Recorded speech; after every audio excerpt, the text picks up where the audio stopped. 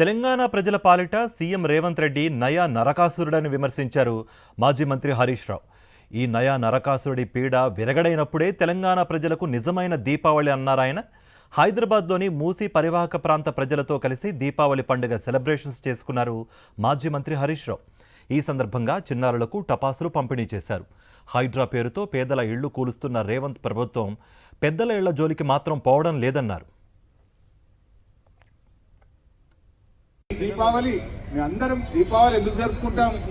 ఆనాడు నరకాసురుడు అనే రాక్షసుడు ప్రజల్ని ఇబ్బంది పెడతా ఉంటే ఆ నరకాసురుడిని వధించితే ఆ నరకాసురుడి పీడపోయిందని అందరూ పండుగ జరుపుకుంటారు.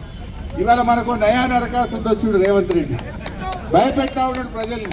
ఇల్లు కూలగొడతా అని హైడ్రా పేరిట ఈ నయా నరకాసురుడు ప్రజల్ని ఇబ్బంది పెడతా ఉన్నాడు, గోస పెడతా ఉన్నాడు. ఈ నరకాసురుడి పీడ విరగడైనప్పుడే తెలంగాణ ప్రజలకు నిజమైన దీపావళి. ముఖ్యంగా మా మూసీ పరివాహక ప్రాంతం వాళ్ళకు కూడా, ఈ ప్రాంత ప్రజలకు కూడా మరి అదే కోరుకుంటుంటారు మీరు.